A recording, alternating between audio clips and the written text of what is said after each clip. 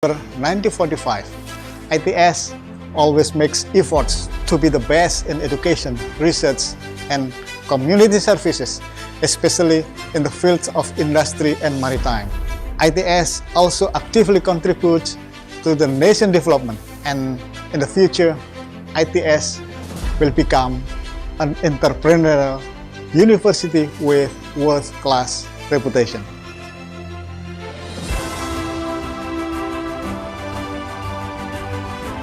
ITS has many achievements. Both national and international achievements prove that ITS keeps growing and gives the best contribution to the nation of Indonesia.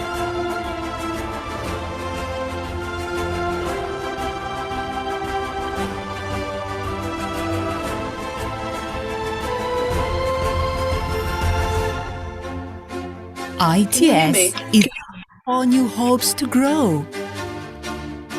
An ideal environment for the new generation to flourish in 3 strategic locations within the industrial city of Surabaya. As a smart eco-campus, ITS maintains technological Yes, Dr. and Gillespie. Oh, hi. Sorry, I'm getting a video that's playing over everything. So Yes, oh, that's better. yes, we're starting. Okay, can I just try and see if I can share my screen? Oh, okay, sure. Okay, Kamini, can you stop the video and allow Dr. Gillespie as a co-host? Ready, Ibu. Okay. Doctor, you're a co-host right now, and you may try to share your that screen. works.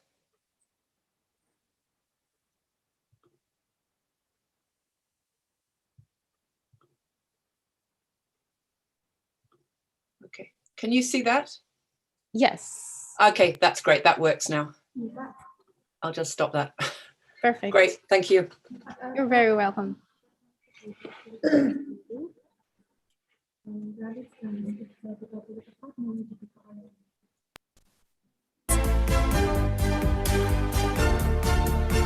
Insist. Vocation. Creatives. More tech. Electrics. Shift plan. ITS is a space for the new generation who are hungry for knowledge because it provides a wide range of references in both physical and digital form. ITS makes it easier for the new generation to access information by providing flexible classes.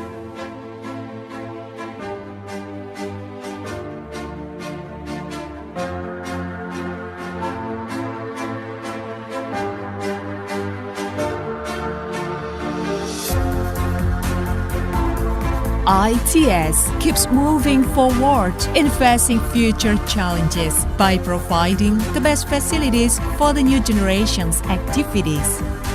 The facilities support both spiritual and physical needs.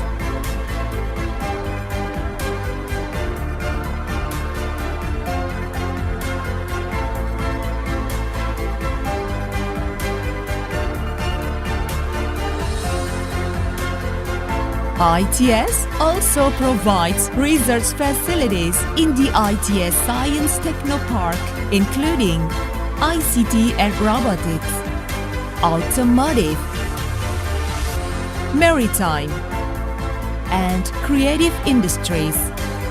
Therefore, the excellent generations from ITS will emerge and make history. ITS is a space for the new generation to express themselves. ITS is a place where the new generation learns new things and finds their purpose.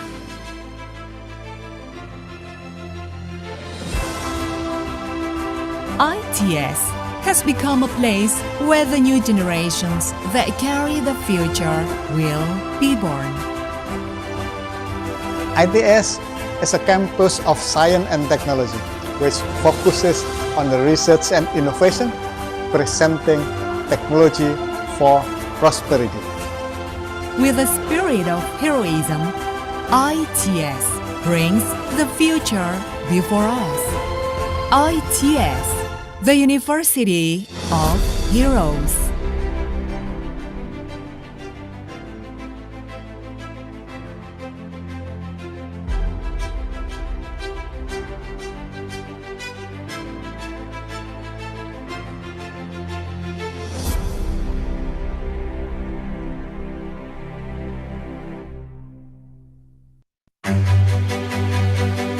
The world keeps evolving.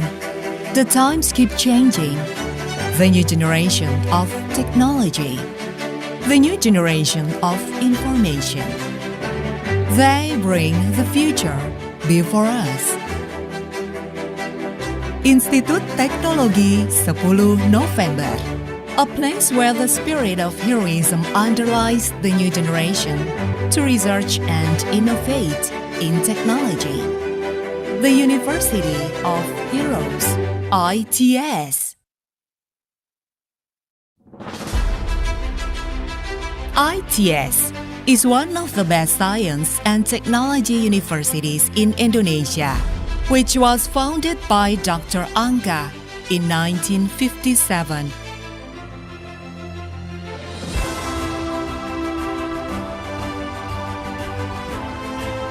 In every step, ITS focuses in advancing education, research, management, and community service.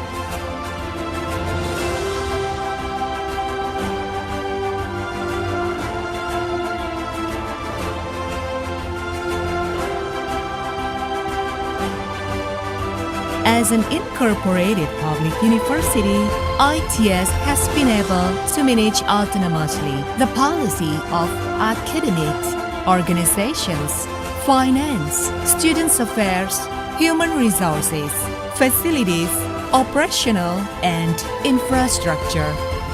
In the spirit of Indonesian heroes, during the battle in the 10th of November 1945, ITS always makes efforts to be the best in education, research, and community services, especially in the fields of industry and maritime. ITS also actively contributes to the nation development, and in the future, ITS will become an entrepreneurial university with world-class reputation.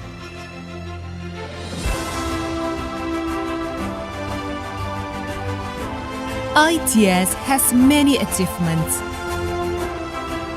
Both national and international achievements prove that ITS keeps growing and gives the best contribution to the nation of Indonesia.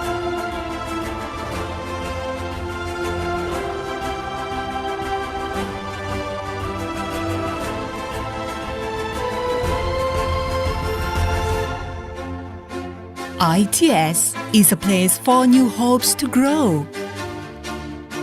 An ideal environment for the new generation to flourish in 3 strategic locations within the industrial city of Surabaya. As a smart eco-campus, ITS maintains harmony between technological advances and the sustainability of the surrounding ecosystem. ITS has 7 faculties with prospective scientific fields, including Scientics, INSIS, Vocation, Creatis, Martech, Electics, Plan. ITS is a space for the new generation who are hungry for knowledge because it provides a wide range of references in both physical and digital form. ITS makes it easier for the new generation to access information by providing flexible classes.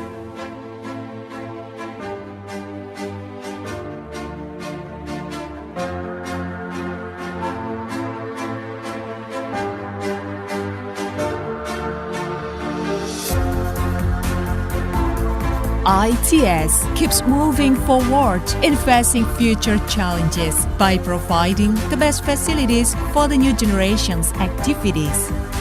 The facilities support both spiritual and physical needs.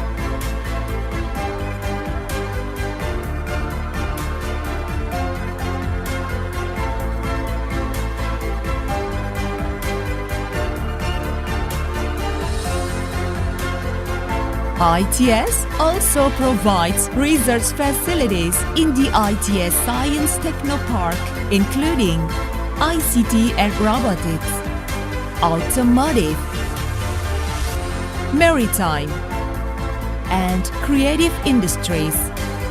Therefore, the excellent generations from ITS will emerge and make history. ITS is a space for the new generation to express themselves. ITS is a place where the new generation learns new things and finds their purpose.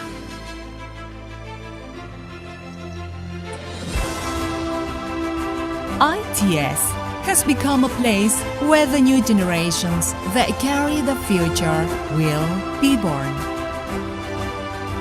ITS is a campus of science and technology, which focuses on the research and innovation, presenting technology for prosperity. With a spirit of heroism, ITS brings the future before us. ITS, the University of Heroes.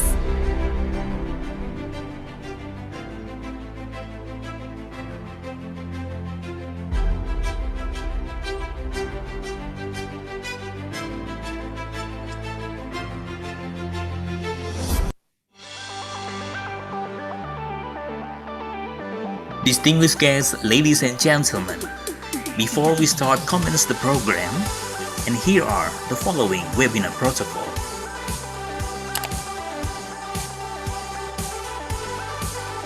For each participant ID, please use your real name following with your origin of institution.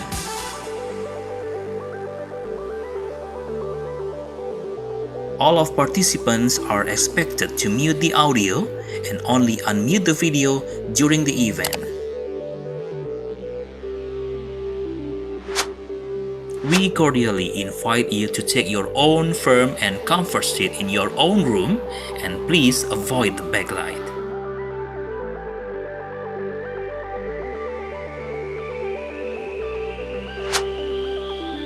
Make sure that you have a good and stable internet connection.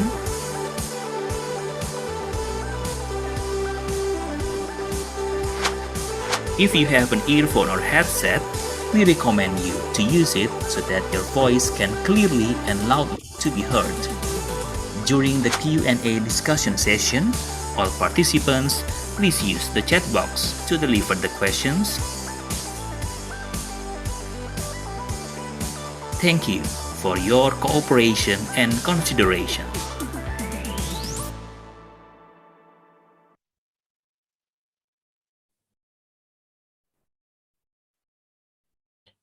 Assalamualaikum warahmatullahi wabarakatuh. Good afternoon, ladies and gentlemen. Welcome to guest lecture series on SDGs today, Tuesday, 25th May 2021. I'm Vivi Rianggani from ITS Global Engagement and will be of ceremony this afternoon. Thank you for joining our guest lecture series on SDGs today. Before we start our agenda, let me inform you some rules of the event. First, please introduce your name or ID screen using name_, your campus. Second, during the lecture, please turn off your microphone and only turn on the microphone when the moderator gives the chance. Third, please fill your attendance at bit.ly/attendance/GLS SDGs. Our committee also sent the attendance link on the chat box. For the participant who wish to ask the question, please send your question at pintip.in/Q&A GLS SDGs. The link for question listed on the chat room as well. Or you can ask directly by clicking the raise hand feature. Today's topic is gender, weight loss, and the making of the good body, and engineering effort to increase human healthcare. That will be delivered by our speaker, Associate Professor Karen Trusby from University of Leeds, and Dr. Ahmad Arifi from Biomedical Engineering at Institute Technology 10 November. The lecture will be moderated by Dr. Oktavianti Dwi Wahyuni. Before we start our agenda, allow me to deliver our schedule today as follows. First, opening. Second, introduction to the moderator and speaker. Third, lecture session. Fourth, Q&A session. Fifth, certificate awarding, and sixth, closing. Now, before we proceed to the next agenda, let me introduce our moderator today. Our moderator today is Dr. Oktavianti Dwi Wahyuni from Institute Technology 10 November.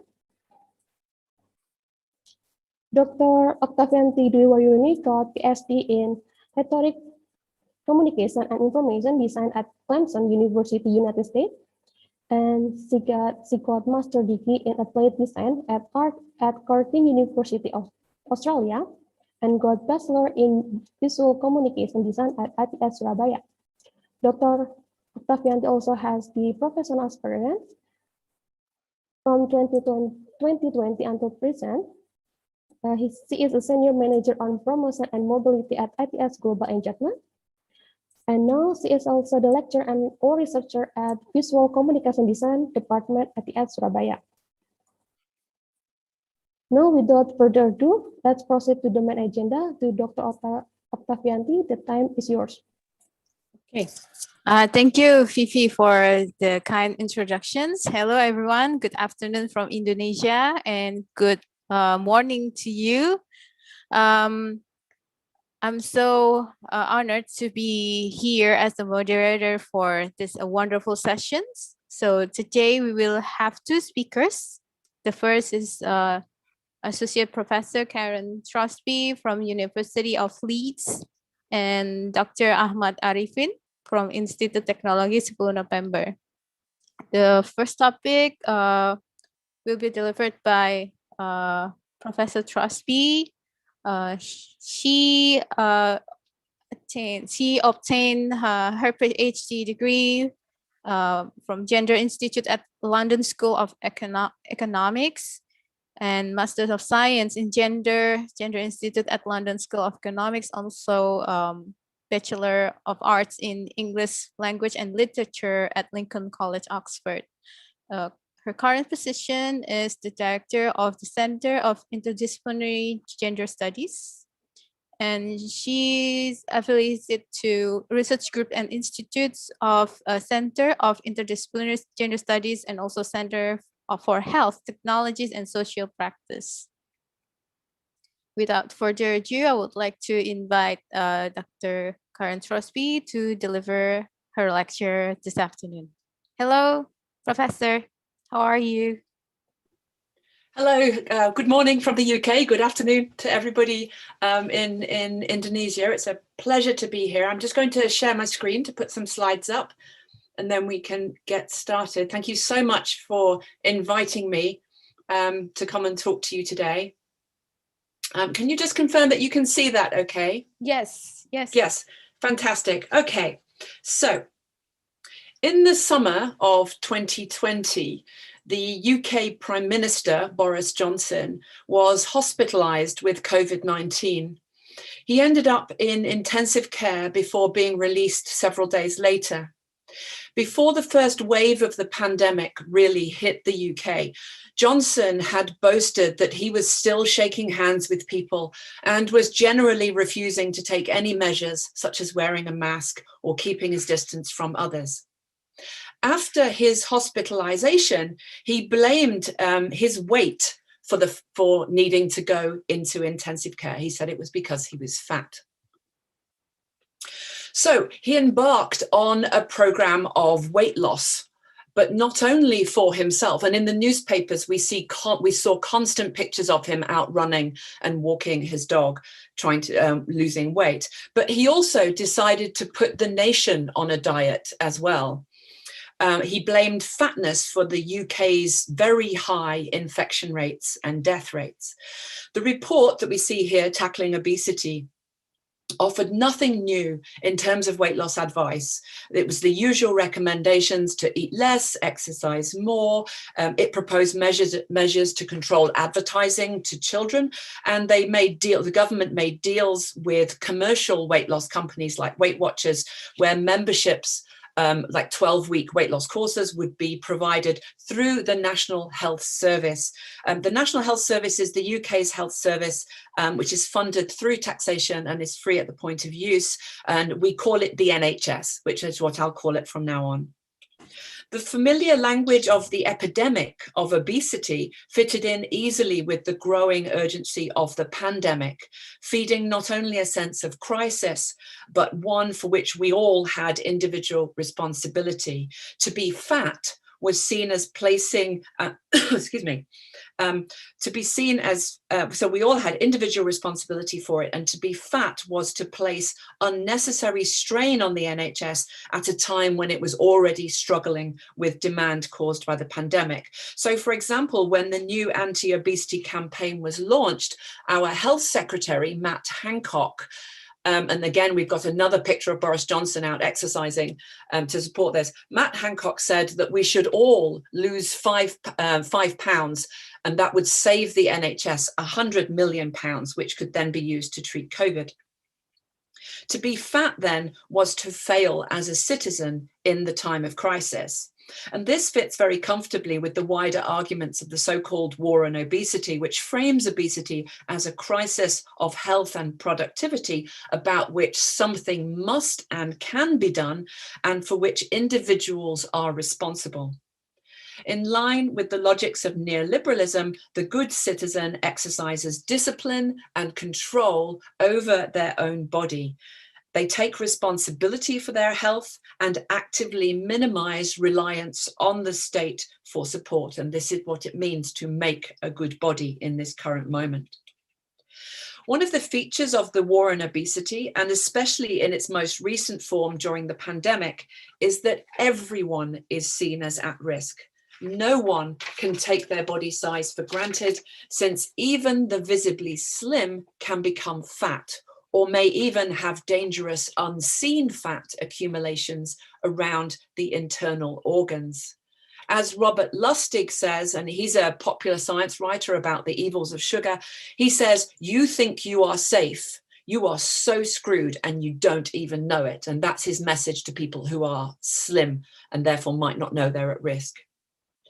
The good citizen remains constantly watchful regardless of body size and must always manage their bodies carefully. For example, when the war on obesity was first declared in the US in 2001, Health and Human Services Secretary Tommy G. Thompson declared that, quote, all Americans, as their patriotic duty, should lose 10 pounds. But while we're repeatedly encouraged to see everyone as equally at risk and bearing equal responsibility, the burdens of the war on obesity are very unevenly spread, creating significant unevenness, not only about whose bodies are scrutinized and subject to surveillance as potentially failing, but also whose responsibility it is to fight the war on obesity, both for themselves as well as others. So in the paper today, I want to highlight the ways in which the attack on fat bodies is always gendered. with both the attack on bodies and the work of weight loss falling disproportionately onto women. And I'm also going to talk about the ways that this intersects with relations of class, and making the argument that sustainable approaches to health and bodies always need to address all aspects of inequality. So to do this, I'm going to look at two of my own research projects, which I'm going to explain very briefly first. And then in the rest of the talk, I'm going to offer some examples of the different ways in which gender relations have been made central to the war on obesity. And in doing this, I'm going to look at three key themes. Firstly, vulnerable femininity, mother blaming, and then weight loss as women's work. And I'm going to conclude by arguing that to talk about weight is always to talk about gender, but that uneven distribution of blame and responsibility is made invisible by the universalized claims that everyone is at risk and must take responsibility. So I'm going to start by describing the two projects. In the case of both projects, and I think you'll see from my presentation, I come from a perspective of critical fact studies. This means that I think critically about claims about fatness that are conventionally treated as obvious. And I'm interested in asking what gets left out when the focus falls so firmly on the fat body as a problem to be solved. So the first is a project that I worked on about 15 years ago on weight loss surgery. So weight loss surgery is procedures, surgical procedures, which aim to reduce stomach size and or intestinal length in order to limit the amount of food that a body can eat or absorb. And then for the project, I attended over 150 consultations with us in a large NHS hospital. And I spoke to patients, nutritionists, endocrinologists, and surgeons in the course of this. I also interviewed 15 patients at various stages of the weight loss surgery process to learn about their experiences of losing weight through surgery. As with all weight loss interventions like diet, drugs, lifestyle, exercise, etc., about 80 to 90% of all weight loss surgeries are performed on women. The second is my current project, which is called Sugar Rush: Science, Obesity, and the Social Life of Sugar. And this project began from the observation that rather than the traditional enemy, which is dietary fat, it's what we've all been talking about for so long, sugar is increasingly being seen as the dietary enemy. It's seen as not only being the primary cause of obesity, but also as being responsible for rising rates of type 2 diabetes and other chronic illnesses. And this has led to international and national campaigns to reduce sugar consumption. So I developed a database of over 500 newspaper articles from 2013 to 2020, all of which address the topic of sugar as a threat to health. And I supplemented this with policy documents, film, TV documentaries, self-help books, public health campaigns, and scientific publications, which I've analysed all collectively. The aim of the project is not to decide whether or not sugar is bad or good, or to decide how much sugar we all eat. I'm really not interested in kind of determining what people should eat. Instead, I'm interested in looking critically at the different ways that sugar is being talked about, what kind of problem it is understood as being, and the ways in which social inequalities are reproduced through the attack on sugar and, by extension, the attack on fat bodies. In the questions, if people have questions about methodology and so on for these projects, I can talk about them more. So now I'm going to move on to the three key themes in my talk, beginning with the theme of female vulnerability. One of the most common gender stereotypes in the world of weight loss promotion is that women are emotional, that they are emotional eaters, and life events create emotional rather than practical disruptions to dietary habit. So, for example, this is Elizabeth. She is a weight loss surgery patient, and she was very clear about her emotional use of food. She said, if I was happy, I ate because I was happy. If I was sad, I ate because I was sad. Another patient, Michelle, was born with a hip deformity, a leg deformity, the disabling effects of which were made worse by a surgery that she had as an adult, which cut the nerve in her leg. She suffered chronic pain in her back, legs, shoulders, and neck, but it's her use of food for emotional comfort that is central to her account rather than the enforced physical activity. So she says, I became inactive. I'm very prone to putting on weight, but I was so depressed that I comfort ate. I ate my way through everything the doctors did for me. So let's contrast this with the case of Paul.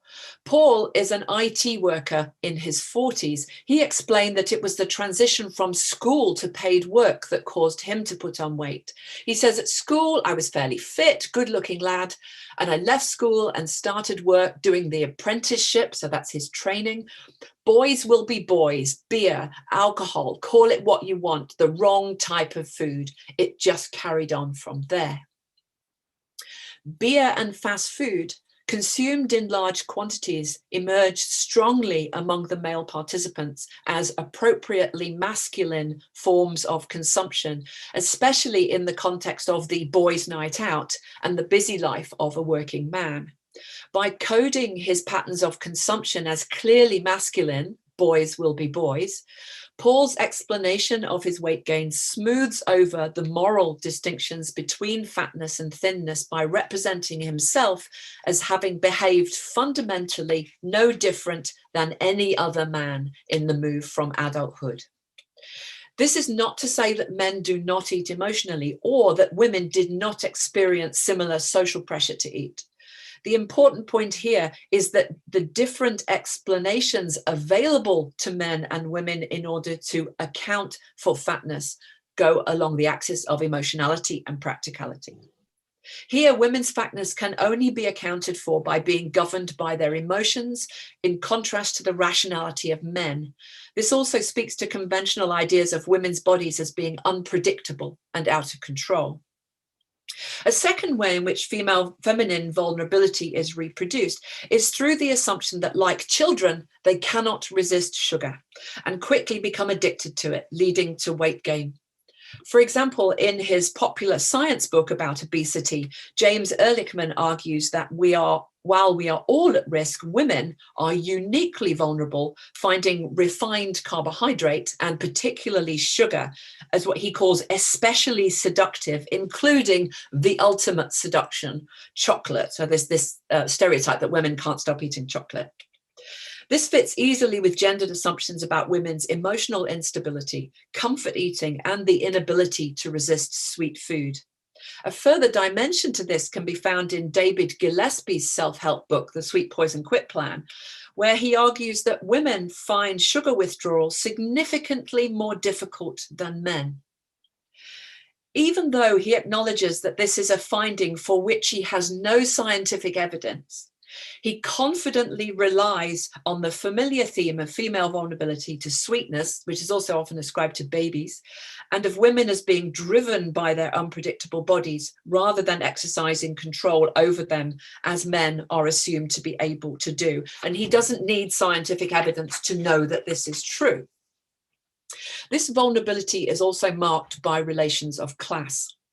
In general, the inability to resist sugar is seen as a classed phenomenon, with poorer people understood as much more likely to resist sensible dietary advice and to lack the self-control to eat in moderation.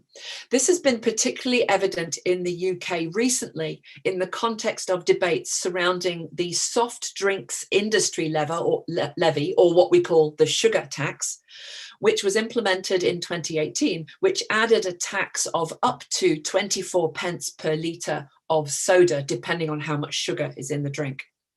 The tax was introduced against a background of austerity measures through which cuts were introduced to welfare and public services. These cuts were based on the idea that those relying on those services did so because they were too lazy, greedy, or ill-informed to do otherwise. Sociologist Imogen Tyler argues that this image of the idle, over-consuming other made it possible to blame those most affected by the cuts for their own growing poverty. The sugar tax fed off the same logics of austerity, and while the government acknowledged that the tax would affect those who were poorer more, they argued that the poor were also more likely to be obese and to experience health problems attributed to sugary drinks. The tax then was seen as benefiting the poor more directly by reducing their consumption of sugary drinks, and by extension, saving the state more money through reduced health costs. But as supporters of the tax made their case, contempt and blame and hatred towards the poor became very clear. This was particularly true in the right-wing press, which would usually be against the regulation of choices and behaviours. They believe in free choice. This editorial, for example, appeared in the Daily Telegraph, which is a right-wing, conservative UK broadsheet newspaper. And the editorial said, "My instinctive reaction to stories about a possible sugar tax is to rail against the nanny state and tell the fat police to mind their own business. Let people make their own mistakes. If they want to waddle through life in elasticated 50-inch waist leisure pants and subsist on a diet of pizza and cake, that's up to them. But when I have to pay for the injurious consequences of their poor lifestyle choices, then that's another matter." Now, this extract is run through. It's full of negative classed assumptions and images. The word waddle that they to describe a way of walking. It's a way that fat animals walk, to waddle. The clothing is described as lazy and casual, so elasticated pants like sweatpants, that kind of clothing. And the food that's described is always fast food like pizza and cake. They often talk about McDonald's or KFC or Coca-Cola as examples of working class overconsumption.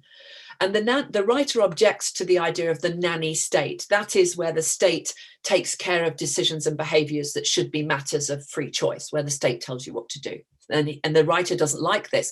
But in this case, he believes that selfish, poor lifestyle choices have made it necessary. And it's a vision of the welfare state then that's no longer based on each according to what they need, which is the foundation of our welfare state. Instead, we're offered a privatized vision whereby you should only have to pay for what you personally need. It's also unmistakably fat-phobic, full of fat hatred, illustrating that concern about obesity is never only concern about health, but is also a way of policing class relations.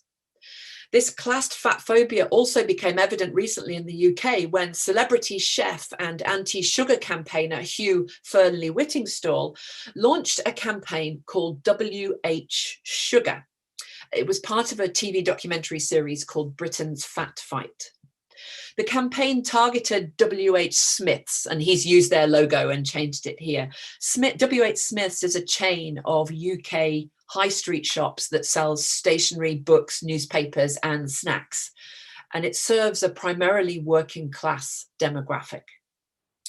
The campaign focused on the cheap chocolate that's displayed in the aisles that lead up to the checkout, what he calls chocolate canyons that you have to walk through to get to the checkout, as well as cheap 2-for-1 deals at the checkout itself. He argued that customers who, remember, are primarily working class would be unable to resist the temptation of all the chocolate, and especially women who with children who might ask for chocolate. He argued that these people should be protected from it by the replacement of all the displays with healthy alternatives like nuts and fruit. There is, however, a sharp contrast between the primarily working class customer base of the store and the privileged, privately educated figure of Fearnley-Whittingstall, who remains secure in his white, middle class, masculine command of his impulses. He never shows any vulnerability to the lure of the sugary treats that he can see, that he thinks will tempt the store's customers. Not everyone, it seems, can be trusted with sweet treats. He can be trusted, but the customers cannot. The identification of a portion of the population, whether it's women or working class people, as especially vulnerable to sugar, always marks them out for intervention and surveillance. They're targeted. And this highlights the ways in which, where the war in obesity is concerned, we are never all in this together in the same way. So related to this, the second theme that I want to discuss is that of mother blaming. In the world of anti-obesity, mothers are placed in the direct firing line, since they are presumed to be responsible for the health and food lives of their families. For example, in his self-help book on giving up sugar, Alan Carr explains to readers that they should not blame themselves for being fat because they like sugar, because their food tastes and habits were established long before they were able to make food choices. And so he says, who decided whether you were breastfed or fed from the bottle? Who decided it was time to wean you onto solids and what solids to give you? Who bought the groceries when you were growing up? Who chose what you could have for breakfast? Who drew up the school lunch menu? Who planned and cooked the evening meal? I don't think it's hard to work out who is being blamed here. And no consideration is given to the division of labour in the household, the economic circumstances, or the availability of food. In a powerful book about the inequalities of dental health of teeth, Otto describes a public health program aimed at teaching Indigenous Alaskan mothers not to put sugary soda into their babies' bottles. One mother had continued to give the baby soda to drink, despite having been told not to many times. And when asked why, she explained that she has to keep the baby quiet, because if he cries when his uncles come in, they beat him. So those blaming mothers rarely stop to think about why food choices, often understood as bad, might make sense to mothers at the time. In this case, with the baby, because giving the baby soda was increasing its immediate survival chances in ways that took priority over long-term health. Maternal responsibility for weight and health outcomes of children even begins before birth. For example, within epigenetics, that is the study of which genes are expressed under what conditions, it's widely accepted that the body's metabolic response to food is determined not only by our eating habits and our environments, but is also passed between generations. In the world of anti-sugar, this opens up another site for maternal blame and the intervention into women's lives and bodies. For example, popular science writer and anti-sugar advocate Gary Taubes notes that sugars do their damage over years and decades, perhaps even from generation to generation, and mothers will pass the problem down to their children. Or, as Robert Lustig insists bluntly, in the face of a hostile uterine environment, we should fix the mother, fix the offspring. Mother blaming then quickly slips into making mothers the targets of surveillance and intervention. Despite claims that obesity is a problem from which we are all at risk, it is women, and especially mothers, who bear the brunt of this. As always, it's important to note that it's not all women, and in particular, working class mothers are seen as the primary threat.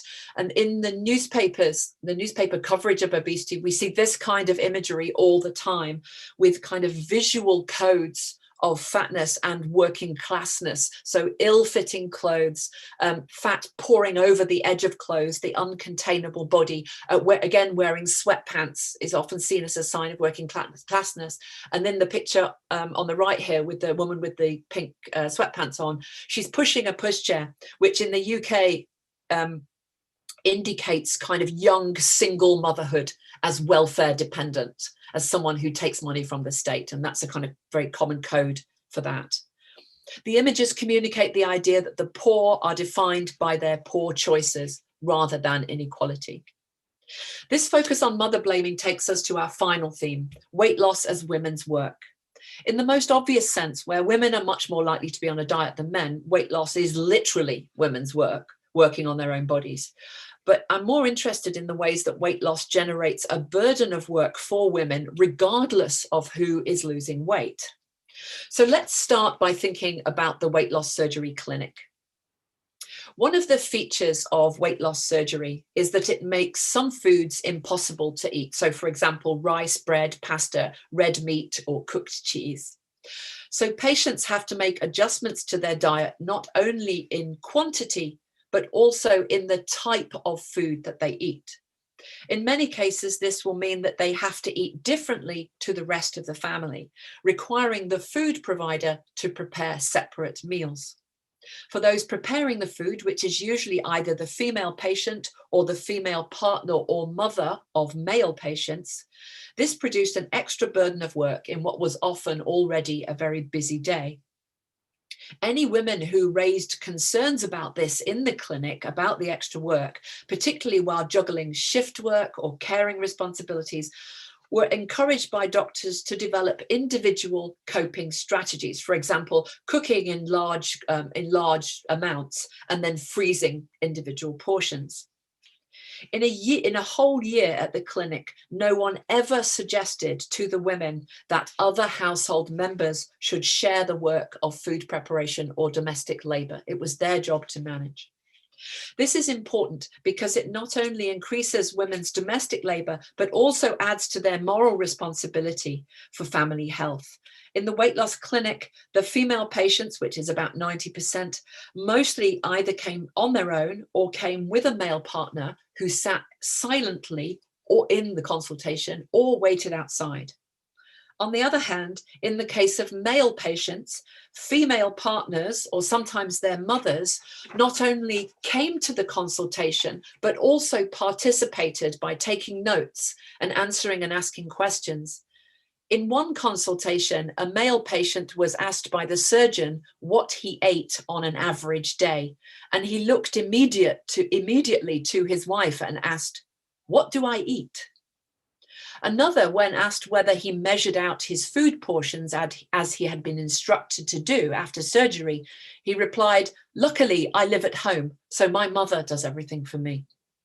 Female partners of male patients confessed ashamedly that they hadn't been as good as they should have been in preparing the right food because they'd been too busy. So even when the male partner or son is the patient, the responsibility for a good weight loss outcome still falls to the women. Campaigns to control sugar consumption are equally casual with women's time and purposefully blind to who is doing the work of living sugar-free. In January 2019, the UK NHS-funded anti-obesity campaign Change for Life issued this advertisement to warn consumers against the sugar that's seen as hidden in everyday foods. In the ad, angry sugar cubes burst out from packaging and cupboards, threatening to overwhelm the father and two young children. The father desperately attempts to fight off the sugar cubes with a frying pan while the children hide terrified behind him. Then, at the last minute, the mother comes home carrying bags of what are called smart swaps. That is, everyday foods where sugary versions have been changed for low sugar alternatives. On seeing the bags full of smart swaps, the sugar cubes recognize defeat and run away, and the advertisement ends by reminding viewers to be sugar smart. The message is clear. It's only the work of women that can save the family from the dangers of sugar. Being sugar smart then frequently involves the transfer of labor onto women, and we can see this most clearly in what I've called the hidden sugar shock genre of news stories. These are often produced by an organization called Action on Sugar in the UK. And what Action on Sugar do is they conduct research by reading the nutritional information of a particular type of food, like a biscuit or a pasta sauce, and then detail the sugar content across different outlets, shops, and brands. Then they throw up their hands in shock at the high levels of sugar, make angry warnings about childhood obesity, and demand improved labeling so that people can make better low sugar choices. And this is what it means to be sugar smart, to make the right choices. Within the hidden sugar shock genre of news story, we can find a subgenre of what I have called the mortified mother story. Mortified means ashamed. which clearly, and these stories clearly expose the gendered nature of the work of being sugar smart. These stories typically take the form of an expert who assesses a family's diet and then delivers a series of recommendations, often focusing on products which are commonly understood as healthy, but which contain large quantities of hidden sugar, like pasta sauce, breakfast cereal, or smoothies. These are seen as hidden threats, which the expert then teaches the ashamed mother to remove from the children's diet. So as an example, as an example, in February 2017, the UK tabloid newspaper, it's a right-wing tabloid newspaper, The Sun, published an article headlined "The Hidden Risks of a Spoon of Sugar," where stay-at-home mother of 3, Gemma, responded to a nutritionist's evaluation of her children's daily diet. And so this is Gemma, and she says, "I'm really surprised and shocked by how much sugar all the children have been eating. It's been a real eye-opener.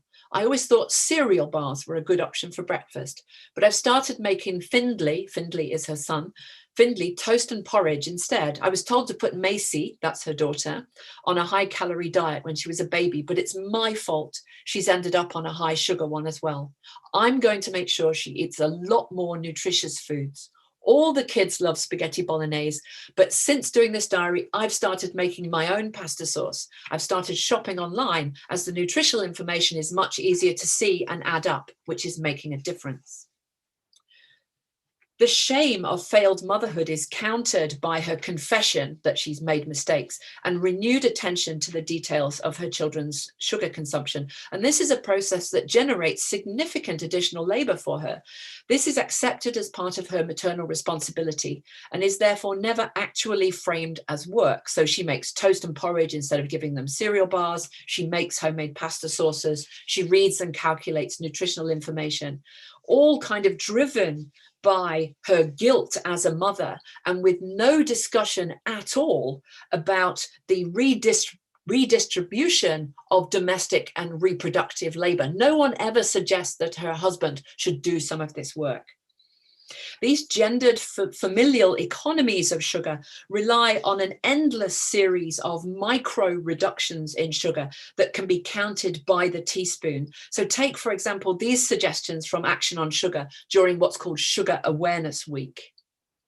And you can see one is the idea that if you bought a pasta sauce, you could add in some homemade sauce. Or if you bought a sugary cereal, you could add in a sugar-free cereal as well. And the micro nature, the small nature of these economies is designed to make the reduction in sugar barely noticeable to the consumer. So if you've got children who like sugar or a husband who doesn't want to reduce sugar, you kind of sneak it in by just making tiny reductions.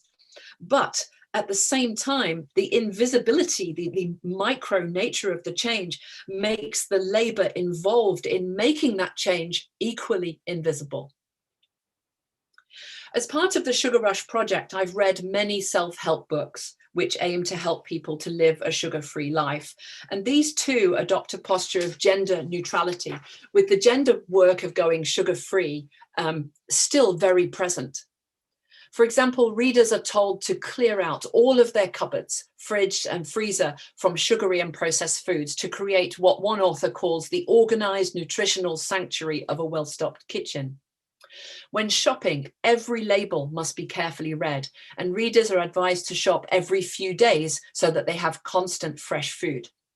They're told to cook all meals from scratch, from the original ingredients, rather than buying processed food, and to make sure that they cook in large amounts so that extra portions can be frozen for later.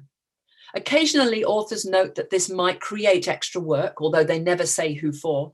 But this is disregarded because the work of becoming sugar-free, and therefore it is assumed slim and healthy, will be so pleasurable that it won't feel like work. So this is Paul Mckenna, who's a celebrity hypnotist and anti-sugar self-help author. And what he says is there's no such thing as a free lunch. As you move away from sugar, you'll find at first that you spend a bit more time finding foods without sugar. You may start cooking differently or cooking more often. And of course, when you've established your new routine and found better food to buy or cook, it won't seem like effort at all. You may discover you enjoy it more. So Mckenna articulates a patriarchal fantasy of women's unpaid labor as just too pleasurable for it even to be classed as work, but also stops well short of taking on that labor for himself. The gendered labor of going sugar-free is also run through with classed assumptions. Recommendations to buy in large quantities and freeze leftovers presumes firstly that people have the money to purchase large quantities, and secondly that they have a stove, an oven and a freezer and can afford to run them, to pay the electricity. It assumes that people live close enough to shops selling a good selection of fresh food and that people can afford to buy it. De Figgio, for example, who's another of the authors, recommends eggs from pasture-fed, antibiotic-free chickens, organic meat, and wild-caught fish. And all of these are incredibly expensive. Nicole Munroe, in her account of, she went sugar-free for a year and wrote a book about it. She says, if you can't afford organic meat, buy free range. If you can't afford free range, buy what you can afford. The privileged economies of shifting just from organic to free range overlook the lived realities of food poverty and instead suggest that a healthy diet is the product of simple household economy. And when you think about this, you need to remember that there are 4 million people in the UK, children living in poverty, and that over 1 million people have to eat out of food banks. So, you know, it's not a small problem. And of course, it's women who bear the responsibility for managing the food budget and the stress of not being able to manage, of not having enough money to feed a family well. So it not only creates gendered work, but also ignores the social and economic conditions that structure women's lives. So to conclude, what I've argued today is that on the surface, the so-called war on obesity is gender neutral, and the threat of obesity is widely described as affecting everyone. Everyone, we are told, must be constantly careful and vigilant. But drawing on examples from my research on weight loss surgery and on sugar, what I've tried to show here is that the war on obesity is always gendered. This is shown not only by the fact that the vast majority of weight loss interventions or services are targeted at and used by women, but also that the work of weight management falls primarily onto women, no matter who is trying to lose weight. And wherever the work of weight loss falls to women, so does the moral responsibility for the outcome. They are to blame for fat bodies. And this has material consequences for women in terms of stress, workload, and the many ways in which they are pulled into the surveillance spotlight, in which they become watched by others. This matters first because it illustrates the way that the pressure to lose weight is never only about health as some kind of neutral value. Second, it highlights the importance of never considering gender in isolation. And I've shown how it connects to class, but we could also think about the ways that unequal relations of race, sexuality, or disability impact on those experiences and increase inequalities. And finally, it shows us that even the most mundane, the most ordinary aspects of everyday life, such as what we eat, are always political and demand sociological attention, and I would argue feminist attention, to make visible the inequalities that otherwise easily fade into the background.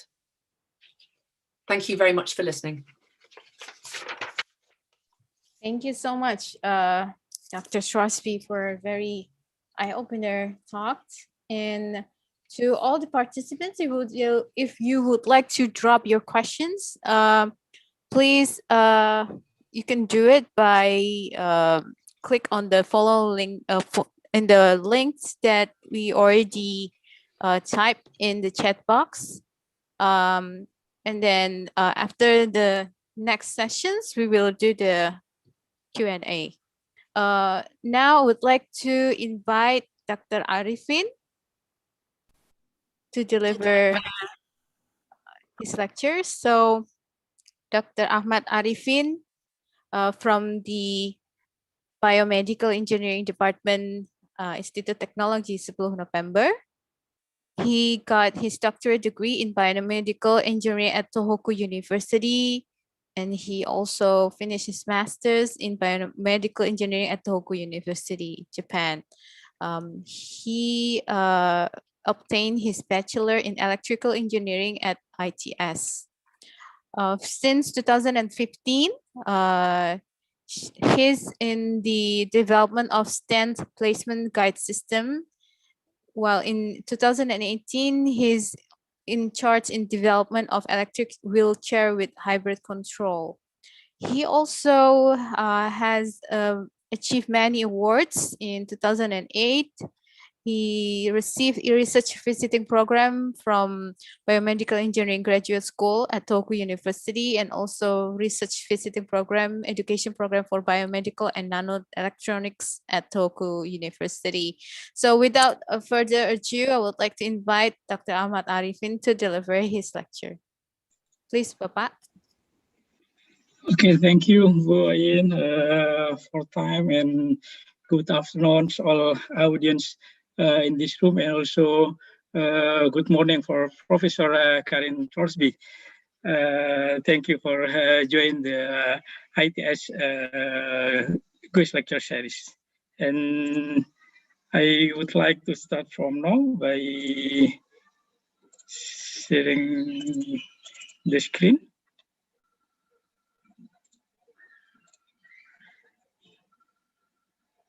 Okay, I already share my screen, and I hope the audience can normally see my screen. If some trouble, maybe could you please interrupt my presentations? Engineering effort to increase human healthcare. Actually, this is some effort in research and development in ITS, focusing in assistive technology and rehabilitation engineering.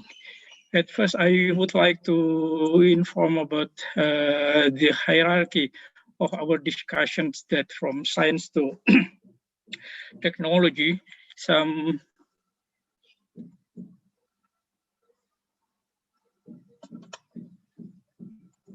sorry, maybe some trouble about share screen. Okay, it's normal.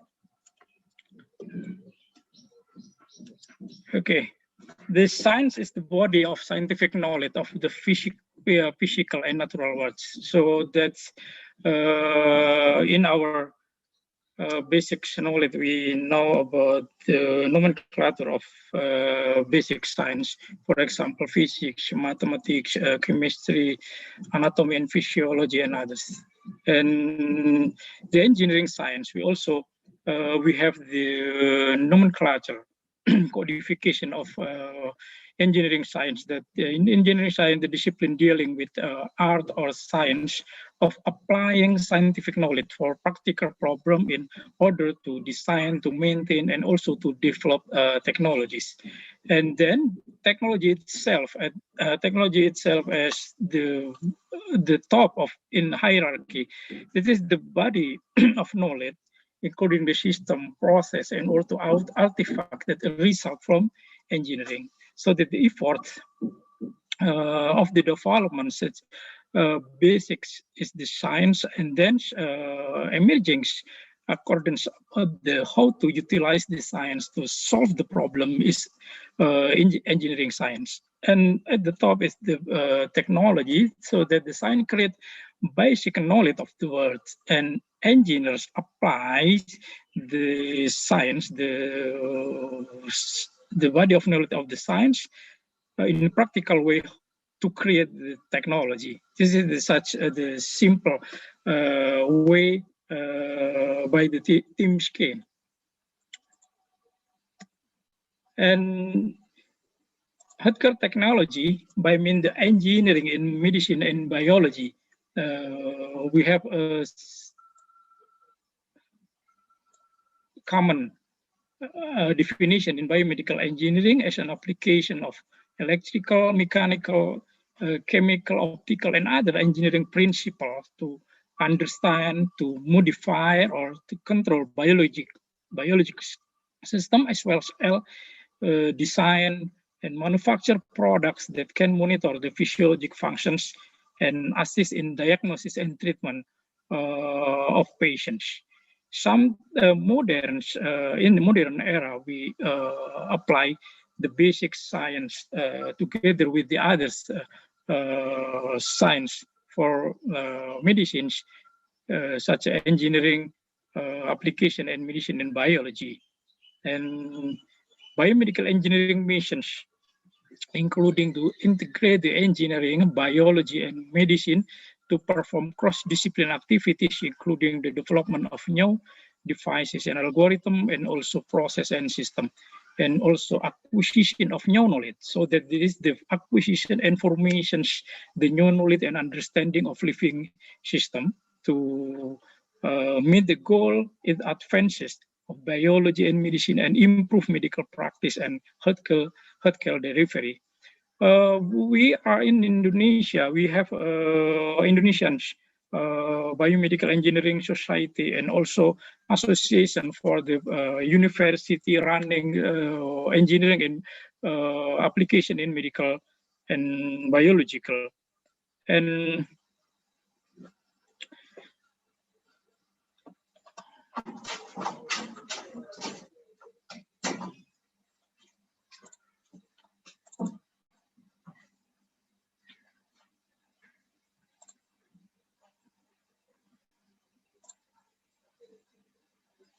for the international society, we also joined this society for medical and biological application of engineering that under of IEEE and also IFMBE, International Federations for Medical and Biological Engineering, that IEEE actually centered in United States and IFMBE centered in European countries. And it is the sum of the data of national budget for health in Indonesia, the trend of the annual national budget from 2015 and 2016, from 2010 until 2015, the inclinations or increasing of the budget, that the budget for national fiscal year 2016 fiscal year in Indonesian rupiah is about the 100 trillion. That is the 5% of the national budget. And on the other hand, the expenses for health devices, the average annual national expenses in Indonesian rupiah is about 17 trillion, but the role of national industry to realize the expenses only in 2% of the total national expenses in that year. And also 95% of the health devices, that is the some of example of the branded national healthcare installations for medical imaging, for cardiac data acquisition, and also for the standard health examination and also health screening. But the role of the national industry also only in 5%, because the dominant the standard instrument is imported from abroad. So that this is the background problem in national. So the healthcare problem about the complexity of this distributed area for the archipelago due to the condition of location of the very, very large number of islands in Indonesia, and also about the gross national product among the citizens in Indonesia, and the national expenses, so that the percentage of the national expenses for defense, for the education, and for the health is not very well run due to the policy of budget, and also the national productions of the medical devices. So that such identified problem, it is the serious problem for our country. And university have have to consider about this identified problem by utilizing the knowledge, competence, and technology that learned and also developed in university. And also university have to running such kind of the economic development program. And also some group in university, especially in budgeting policy in the Faculty of Economic and other experts about the development program is study about the budgeting policy, and also how to develop or how to improve the national regulations for industry focusing in healthcare sector. So university have the role in for the including the government and also industry, the sector of industry, so that we can focus such kind of the how to help the national government to develop the low-cost medical system, low-cost instrumentation to measure, and also, for example, for the wearable system for rehabilitation and engineering, and also for the welfare technology. So such kind of advanced technology about the artificial intelligence, utilizing the expert knowledge to realize in such kind of integrated software to the hardware developed by the researchers, and also the result of the development, prototyping for the advanced research in universities should be combined with the support from industry and also from the regulation from government, so that we can advance the result with the process of manufacturing in industry. And ITS have some mission to involve in national government program to increase the national production of medical devices and system for health service institutions, and also to establish proper role of medical engineer institutions, for example, to prepare the clinical engineer and also resource development and planning. So that in simple, the ITS mission is to increase the independency in medical technology product, and also establish the proper scheme of the engineering services for health institutions. The strategic role performed by the education, research, and development. By education, we can prepare the engineers who have excellence in engineering skills, specialized in biomedical engineering with high ethics standard. And by research, we can perform the basic and applied research with clear focus, intelligent application for medical field. And development of such kind of prototyping, advanced research, they follow up the research result to realize such a future product for clinical use. And this, the followings are the some example about ITS role in rehabilitation, engineering, and assistive technology. So that for the first guest lecture, I would introduce some of the participation of ITS in increasing the bargaining for the assistive technology and rehabilitation engineering. And the next session, maybe I would like to share more microscopic topic about the specialists, for example, in physiologic control and others, especially in artificial intelligence. definition for rehabilitation engineering by James Reswick, that is the application of science and technology to improve the handicap of individuals with disabilities. So that this is matching with the theme, with the topic of guest lecture series in today. And the assist technologies, any item, piece, equipment, or product system, whether acquired commercially of its modified or customized, that it used to increase of or to improve the functional capabilities of individual with disabilities. So that rehabilitation consider about how to cure, how to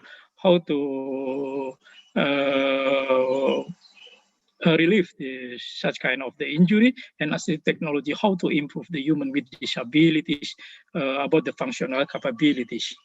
And for the human with disabilities, we consider that there's some kind of the motor system. So in this normal motor system, the human can move normally, that can implement it, what kind of the a human can doing. But in the men with such kind of the disturbing of the signal from the brain to the skeletal muscle, we can have some motor disorder. That is, by the motor disorder, we have the complete loss of strength, and also the quality of the human movement due to the muscle absence of the control signal produced by the brain. And the type of the injury can be divided by two. This is the brain damage, so that due to the brain damage, the absence of the control signal provided by the central nervous system.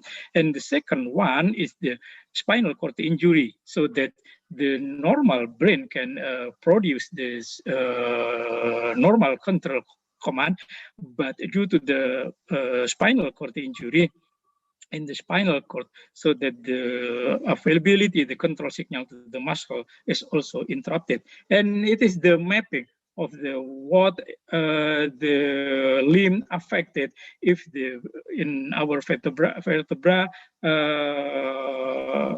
induced with the injury, so that our limb, for example, hand and maybe in lower limb for the knee cannot be moved due to the lack of the motor disorder.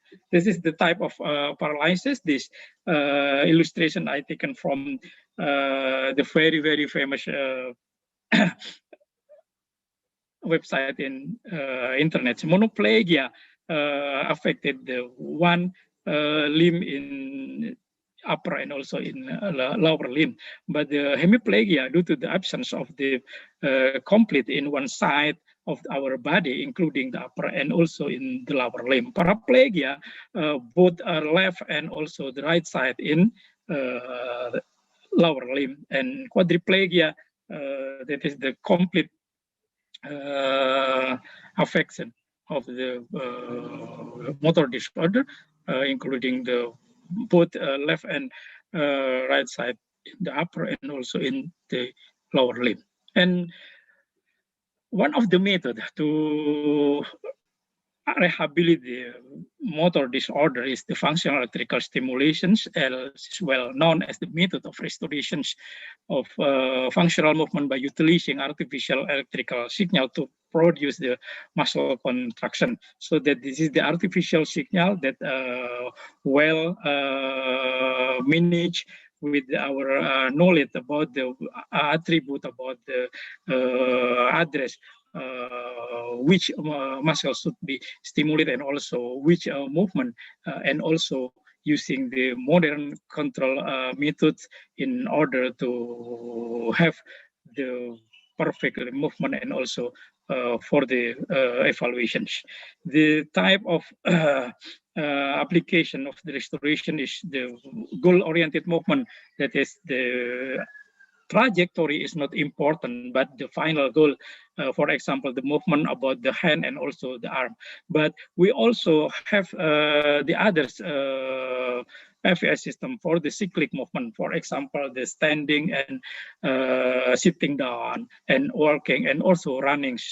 If possible, the movement is cyclic, so that the method how to deliver and how to control the artificial signal is a little bit different in some type, and also the approach for evaluation and also different. Students for interest for rehabilitation engineering also should learn about the basics in movement sciences. And hypothesis of the FES, so that the response of the stimulations in such position as of our limb can be delivered to the central nervous system. But in the case of stimulations pattern, especially is the amplitude and also the interval is suitable for the reflex response, so that in the interneuron, the response from the sensory part will be produced the activity to the motoric part, so that it is the response, but it is the reflex response. But in the special cases, if the amplitude increases, and then the H reflex will be reduced, and then the functional direct response from the nervous system can be delivered to the muscle, so that the activity of the contractions not only produced by the intervention from the interneuron, but actually directly from the electrical stimulation to the muscle belly. And it is the objective of functional electrical stimulation. First is the for functional restorations by program and also regulated the stimulations, and also the therapeutic effect that improve the volume and also force of the muscle, and at the end is the organization of the sensory and motor system, so that this due to the repetitive stimulation, the strength and also the connections in the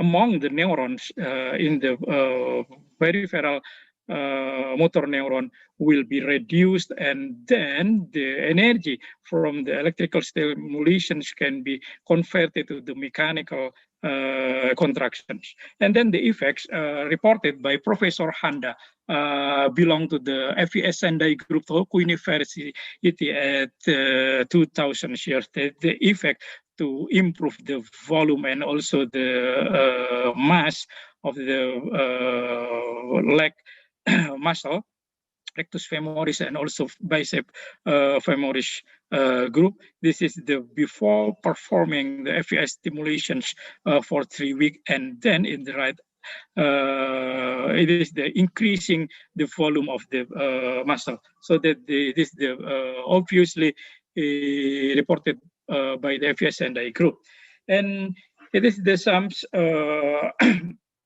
effect or application of the electrical stimulation.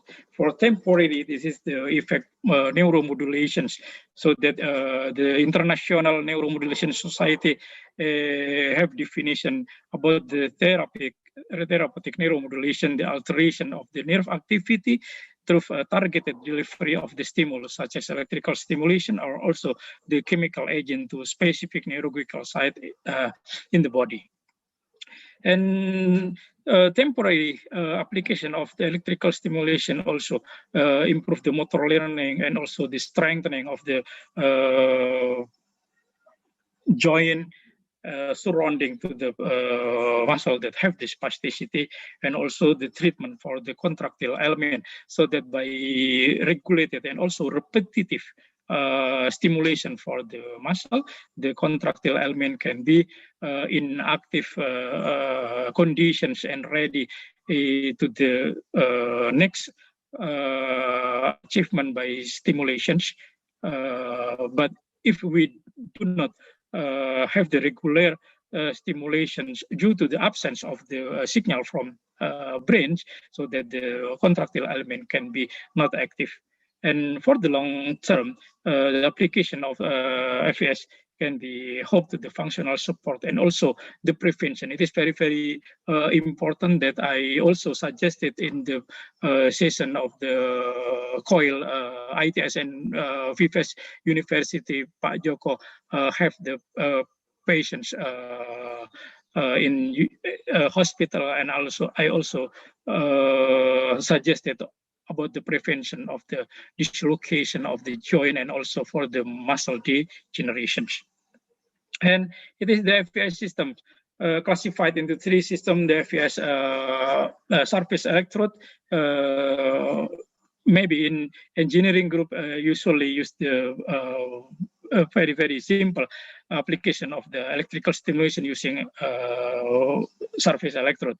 And FES system based on the implanted percutaneous electrode, that the electrode implant in the muscular side, and then the stimulator in the outside of the body. But the third one is the FES based on the implantable stimulator, such reported by PECAM European group. The electrode, the mini electrical stimulation circuit, and also the electrode implanted to the human body. The second and the third system, only the medical doctor that have license to deliver, to make operation, the surgery, to have implanted the both electrode and also the complete system. And control method, the open loop is simple, and also this is the mainly in clinical use due to the simplicity for the physiotherapy for doing this system. But deterioration of this system is about the not respond to the changing of the human movement system change.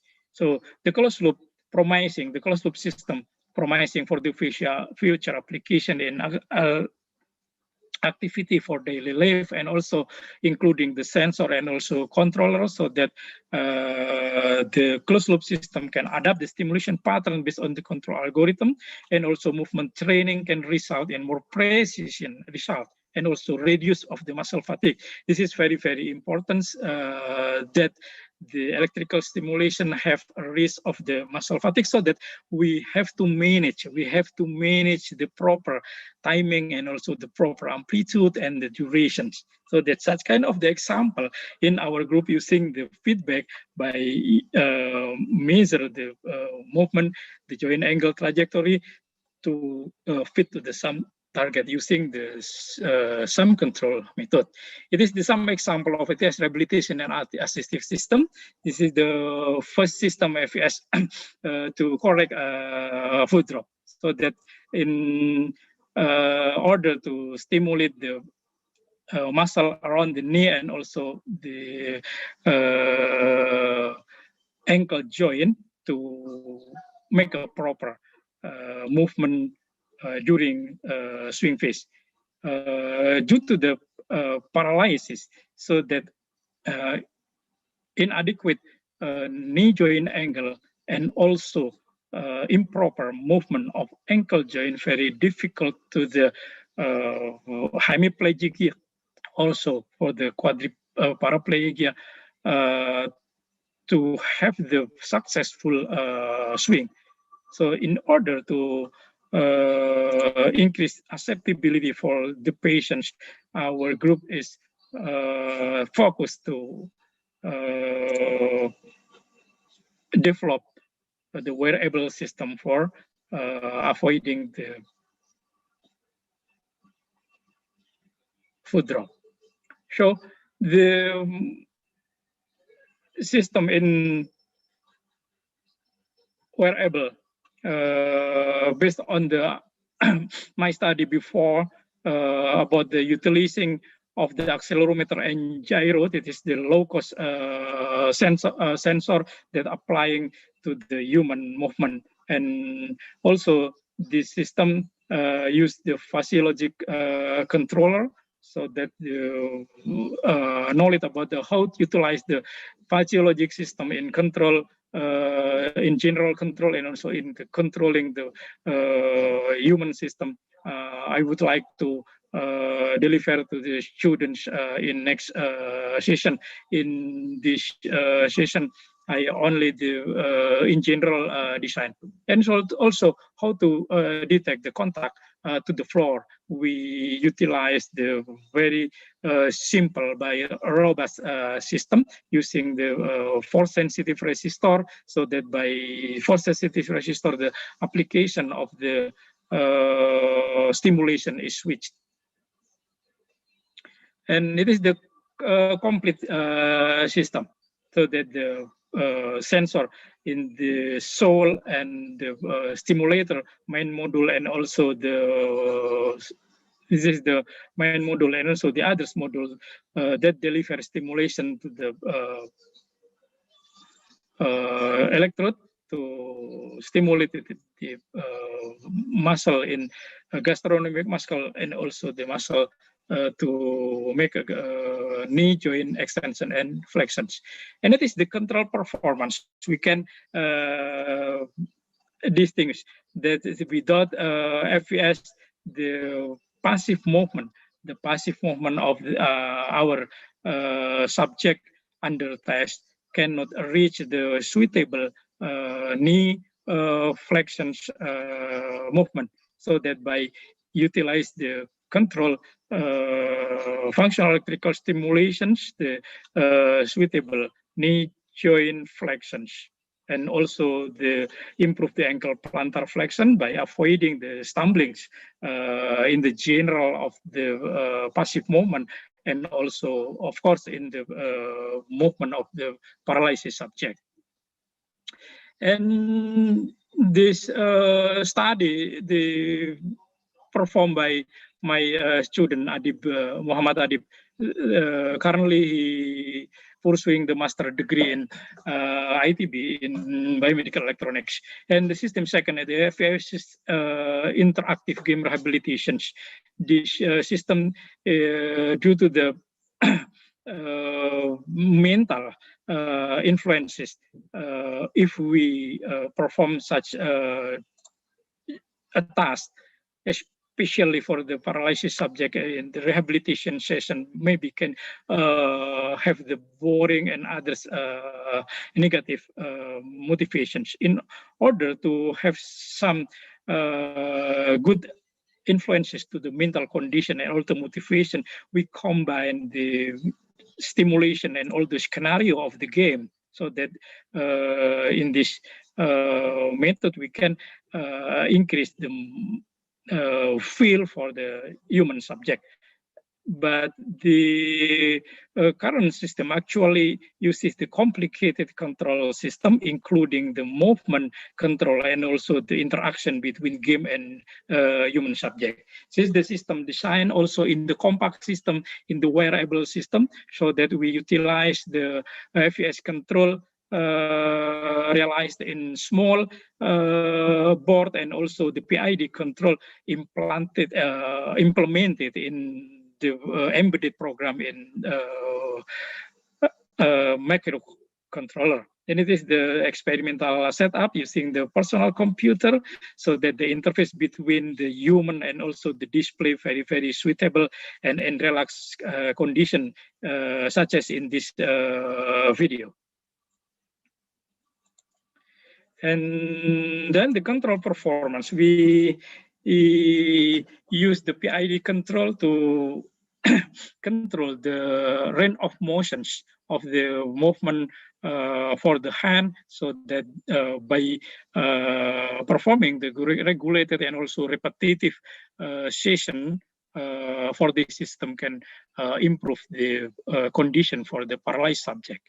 And then it is the system 3.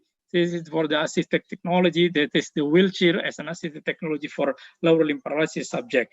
In the current system, we use the EMG signal to control wheelchair navigation, so that how to move left to the turn to the right, and also to start and also to stop is performed by the patient's initiation. And the EMG measured by the EMG instrumentations with the special purpose, the filtering, and also some software modification for the signal to increase the availability for the control system to meet the threshold. And the EMG acquisition already tested. The algorithm already tested in order to detect which value for the threshold is possible concluded from the measurements of the EMG manipulated by men to produce the linear envelope signal. And then some experiment performed to navigation and some performance evaluations. We also detected some the possibility to increase the interpretation for the microcontrol for the control algorithm to the subject intentions will be increased by the training for the subject, so that the subject should be trained to move the hand and also the timing between the right and also the left hand. And it is the reasons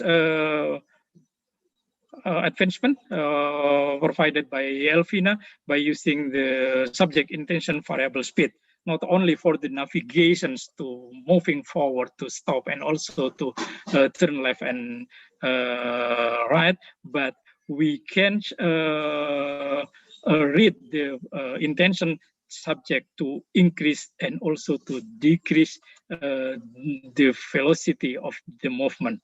And it is the test of the realization in order to tracking the target velocity and also for the grading the velocity by the need for by the intention from the subject, and intelligent machines in our system can produce the command to the wheelchair. And some basics about the wearable electrical stimulation is very important for us, how to do the functional electrical stimulations for rehabilitation, so that the some knowledge about the basics in electronics and also how to realize this system controlled by the IRM microcontroller to produce the pulse and also the pulse delivered to the electronics circuit to produce the high level voltage, but with a very, very low current, so that the electrical stimulation not shock our body, but produce the enough difference electrical voltage between the motor nerve, so that can perform the contractile element activated to produce muscle force. And it is the realizations of the system in the printed circuit board, very, very small, and also the system can be wearable, can be used maybe in the pocket of the human subject, maybe in the back and the belt of human subject, etc. So that in the control experiment, this is example of the surface FVS, so that the negative and positive stimulation will be obey to the regulation of the functional electrical stimulations. And the control method, especially based on the previous framework of the physiologic controller that already tested in several human condition using the mathematical model and also using the verification of the controlling of the knee joint movement. The fuzzy logic control especially manipulated the sum value in the real application with the linguistic value, so that we can establish the method in mathematical expression very, very simple, but the realization how to consider, how to deliver the output so suitable to the real application is definitely in the linguistic term. And the control performance already tested and published in some of the review publication, so that this is the this method is suitable for next experiment. Such experiment in knee joint control and others already performed in the previous result, and the results show that the control performance can be have error, very low error, and also the response of the batch duration of stimulations can be based on the error signal. Also, some condition, for example, the mass increasing of the muscle fatigues, this is the batch duration response, whether the condition of the error not so affected purely, but the controller can measure the need for the human subject in this condition of the fatigue. And also, this is the smart idea to utilize the measurements of the impedance by the impedance of the movement, so that the some parameter in our controller identify the change and also reflected the need of the batch duration stimulation should be affected. And this is some part of the important point discussion. As a part of the ITS missions, in BME development, some system in rehabilitation engineering and assistive technology have been developed and tested. Some impact to the medical staff, to the engineering staff, the research, educational, and also assistive research, and also the students impact this development. Some impact of the student about the competence in rehabilitation engineering, assistive and welfare technology, in clinical engineering, in ethics in research involving human subject, and also in experimental protocol. By this development, ITS, in accordance to our collaboration with Tohoku University, also introduced to the student and also to the staff how prepare the good experiment involving the human subject, introduce the medical ethic as well as the engineering ethic in accordance to the involving the human subject. And also the role of government and industry should be integrated. It is some autocritic to our national government, so that result of development in university should be also have the support from political and also law enforcement in development of the industry for medical sector, so that the prototype should be realized in manufacture as future healthcare and welfare facilities. Then it is the point for sustainability program. And students also can actively and improve the activity and also participation through the education process in biomedical engineering department, and also the sharing knowledge for the others students from the others university by doing the sharings knowledge and also sharing facility for the network and the relation of the ITS. From the project design, we have one program of the project design to final project, such as each student can prepare which is interest, which the focus, and also to prepare the original individual contributions. And it is the record of our collaborative members, including in this topic I delivered to you about these sessions. Fauzan Arofiki, it is the members of our laboratory in Biocybernetic Engineering Laboratory, Biomedical Engineering ITS, and also Stephen for Wiarta. Stephen's already graduated and joined the commercial company. Muhammad Adib Shamlan and Iwayan Nodra, Elvina Ambarawati, and also Bu Halima and Pak Hilman. And also our contributive in Tohoku University, Professor Nozomi Hosimia, who is the first advisor of me during my study in master and doctoral student, and also during the collaborative years in ITS. Also Professor Takashi Watanabe. Until now we have the good collaborations. The reasons is the study of the Fauzan Arofiki also in Tohoku University under the supervision Professor Takashi Watanabe. And the last two names, Tomoyo Masuko and also Hiroshi Saito. It is my junior in Tohoku University. So that during my visiting Tohoku University in 2008 years and also in 2009 years, he also collaborative members.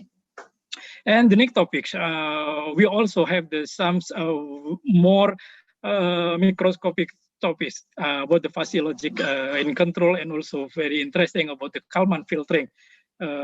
Maybe in the engineering and also in others discipline, we know the point of the study of the Kalman and how to establish the Kalman filter so that the very, very low quality of the signal can be improved, can be reduced, the not improper signal to the very, very good signal, so that for the low cost system that have the deterioration can be magically, by using scientific Kalman filter, can improve to the very, very good signal. We already proven this method in context of the FES control and also for the human movement recording. Thank you very much for attending this session. Thank you, Dr. Ahmad Arifin, for very incredible sessions. I think today we have amazing speakers. Dr. Trosby already delivered about the issues in obesity and how it's gendered in our society, actually. And Dr. Ahmad Arifin also delivered about how ITS developed or doing the engineering efforts to increase human healthcare here. And Pak Ahmad Arifin already highlight that it has to be a co-working, the integrations between the educational institutions as well as with the governments to this project. Thank you so much. So we will proceed to the Q&A sessions, and here with us, I already have some questions, and it is for Dr. Thorsby. So this questions is from Miftahul Firdaus. He said that one of the factors of the high sugar consumption is consumer ignorance regarding the amount of sugar in packaged foods. This is related to differences in social inequality. Like other names of sugars like glucose, fructose, and etc. Is there any best way to change the name of the compositions on packaged food just to make it more familiar and maybe more communicative? Dr. Thorsby. Thank you very much for that question. I think there's a couple of things I would say about labeling. I'm not sure that consumer ignorance is necessarily a major factor. We don't have a huge amount of evidence about how much people read labels. How much do they want to read labels? If it's biscuits and cakes and foods that are obviously sugary, it's highly likely that people aren't reading labels because they already know that it's a sugary food. They might not know how much or be calculating. I think they maybe are more interested in foods that are not obviously full of sugar. So people are now looking much more at, pasta sauces and bread and crackers and things like that you might not expect to find it. Labeling is a huge issue. In the UK, for example, we use a lot of what's called traffic light labeling. Mm-hmm. So a food that's seen as being low in fat or low in sugar would have a green label, and kind of moderate would be yellow, and then sort of high levels would be red. The problem with that is that a food that is high in fat but low in sugar would come out as red, and that's high in sugar and low in fat would come out as red. And so famously avocados, for example, come out as red because they're high in fat. So it's a difficult question. I think the broader question is not how can we make labels more visible, but why do people buy particular foods? Is I think a bigger question. What are they buying it for? If you're buying food for pleasure or necessity, then it may be that labeling doesn't necessarily change behavior. So, I mean, on one level, I think it's very important that people know what they're eating and can find that information easily. So I think we could call sugar for a start, rather than the 50 different names there are for sugar. We could call it sugar, but I also think there are broader questions about why do people eat particular foods? What do those foods mean? And that nutritional content is not the only reason that people buy food. Thank you for your question. Okay, thank you, Professor. And I would like to say to greet Professor Agus Rubianto. Good evening, Bapak. Please unmute.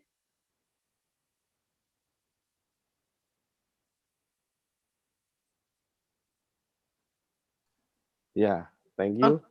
Okay. Yes, since Prof. Ruby raised his hand, do you have something that you would like to ask, Professor? Yes, thank you, Bu Ayin. Thank you for the extraordinary presentation, Pak Arifin and Professor Bolton. Based on health therapy, Lintin Kung, Pak Arifin, that the energy of the human body can be feel by repetitive sequence and tiptoeing movement. And finally, the anus is a positive charge and the navel is negative charge. How can it be explained by the theory of phase and also in the motor system? Are the phase means instrument can measure the movement of the sequence, Pak Lintin Kung therapy. Thank you, Pak Arifin.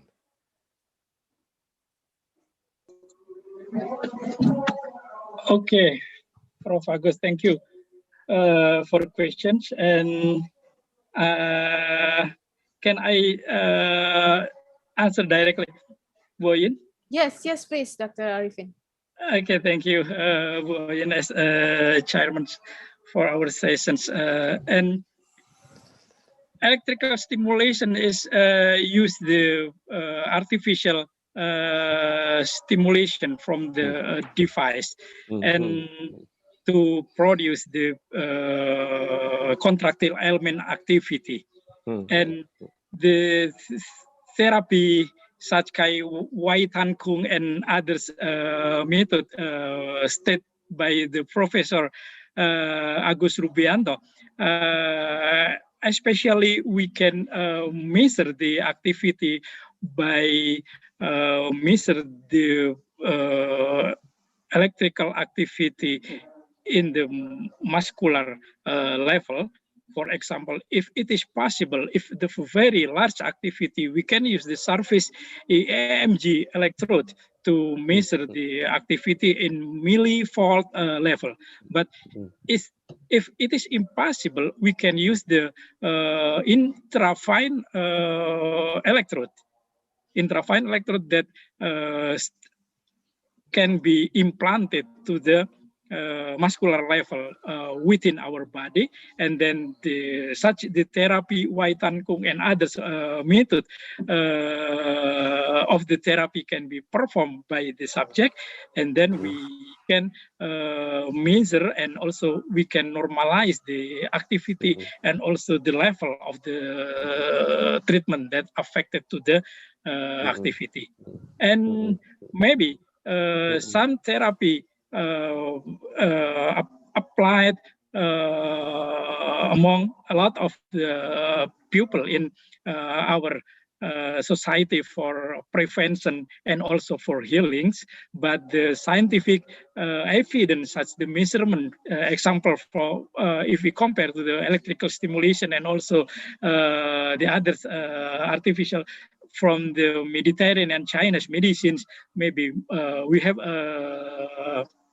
adequate data for one, and for the such kind of the physical therapy, Waitan Kung and others, we can do same approach to make the scientific data, and it is the very interesting for the next research topic. Prof. Agus Rubianto, maybe your laboratory and our laboratory can have some experiment for this one to prepare such the data for evaluations, such as the physical therapy in Waitan Kung and others. Yes. Okay. Thank you, Pak Arifin, because we know that with the Lintin Kung someone is healthy, very healthy, and also they make very strong. And I see in our community, maybe we can analyze this, the people who exercise with Lintin Kung and the people who not the Lintin Kung. Okay, thank you, Pak Arifin. It's nice. Thank you. It's very interesting. I think it's very prospective future collaborations between Prof. Agus and Dr. Ahmad Arifin. And then we would like to continue to the next questions for Dr. Trosby. Dr. Trosby, is there any individualized approach by the government to help the citizens to find the lifestyle and a body weight that works biologically for them?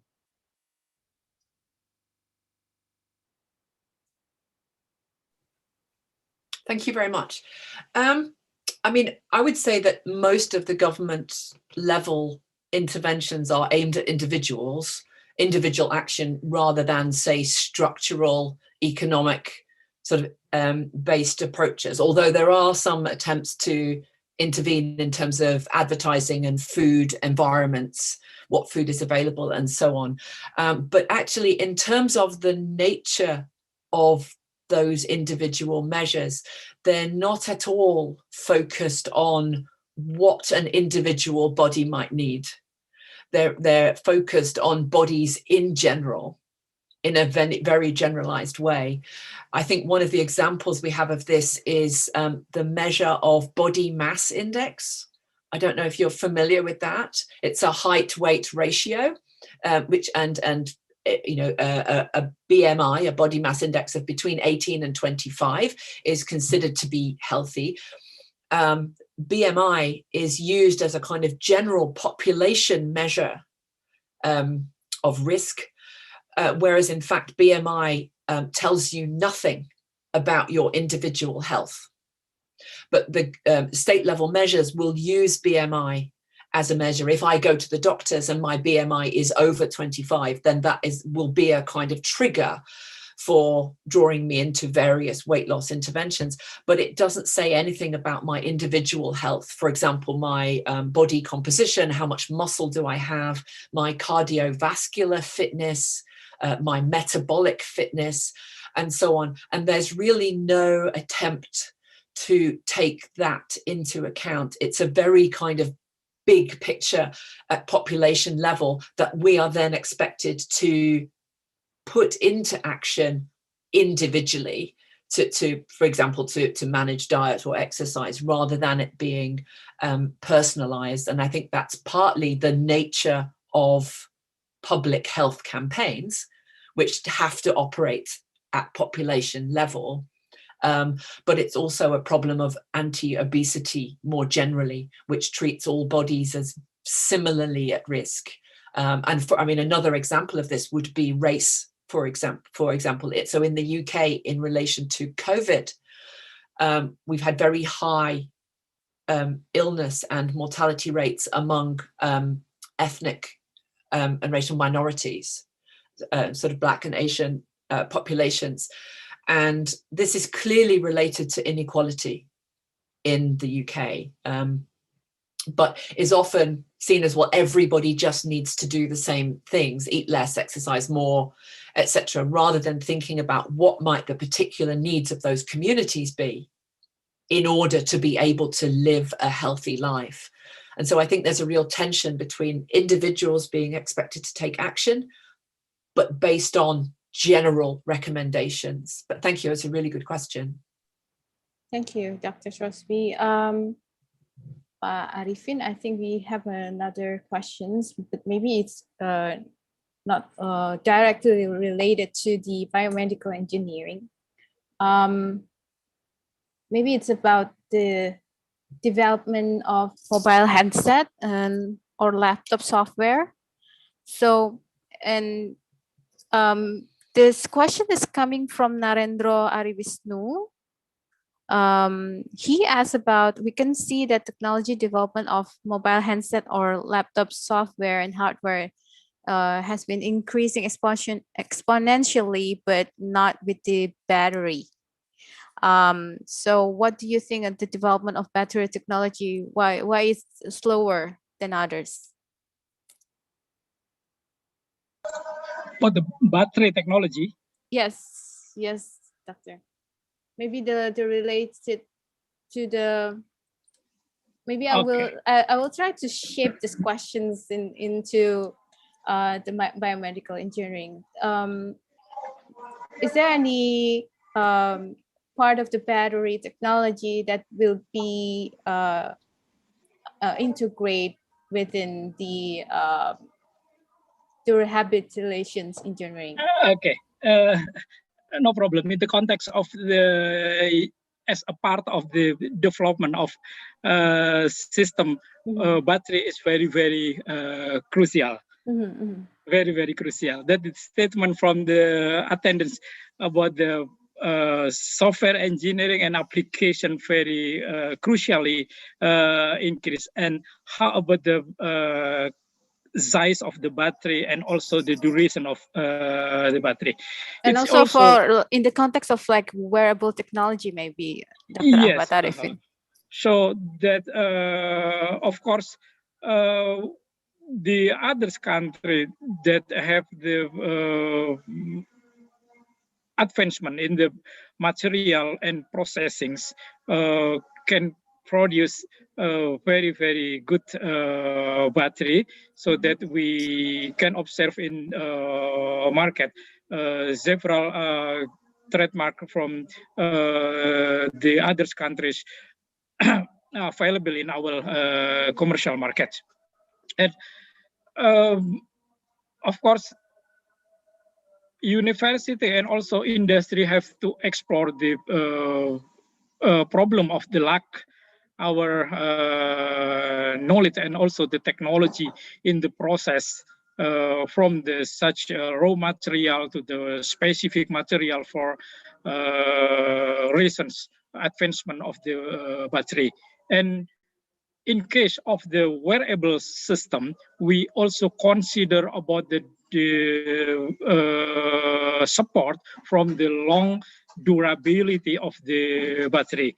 But unfortunately, the recent support from our faculty or from our national collaborative also the same level with ITS, so that in this session I state that also our homework how to strengthen the focus of our university and also to run very fast to increase our knowledge and also the technology in battery. Not only the battery, also the renewable energy, for example, how to convert the solar energy to the rechargeable battery. It's also the very, very open for all students, for all the human resources in Indonesia to join the research center, to join the university, and also to join the commercial company that have enough attention about this, and also to force the lawmaker of our country to have good regulation and also for the national budgeting for research of development in batteries technology.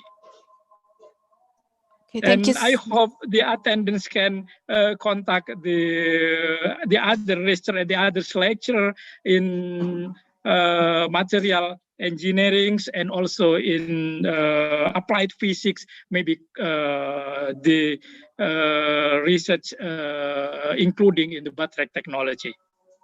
Thank you. Thank you so much, Dr. Ahmad Arifin. Yes, I think the part is also like the collaborations and also joint research and interdisciplinary, not only from the electrical engineering, but also from the material and nanotechnology. Dr. Trosby, I think I think 8 minutes to the end of the sessions, but we have a final question for Dr. Trosby. So it's from Dr. Sarah Cahyadini from Architecture Department. She, I think it's more common, Doctor. As you mentioned about the body shape, gender intersections with others, she thinks that the culture plays a role in which being fat is seen as one being in the state of prosperity. And also, so people often not realizing them as the obesity. It's more like a sign of a social, I think like social position, like social level.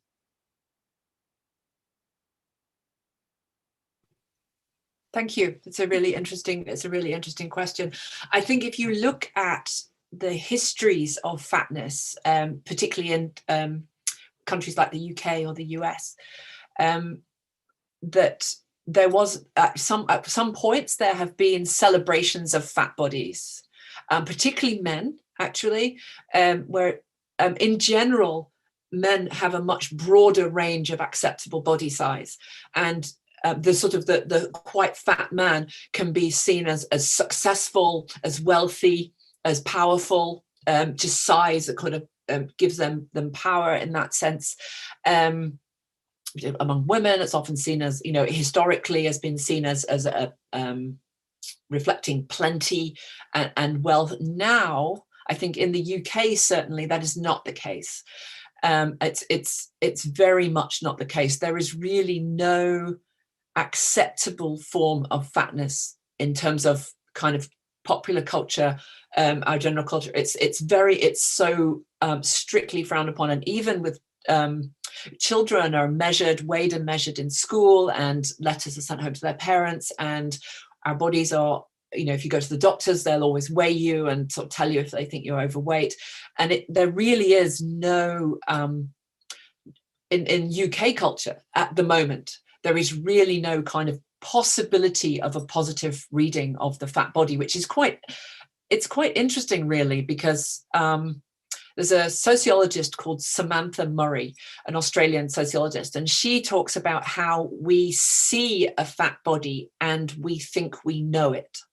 And what she means is that we now look at fat bodies and see out of control, lazy, undisciplined, in need, a kind of ill. And we see those things, and there's really no, culturally, in terms of norms, expectations, there's no positive interpretation of it.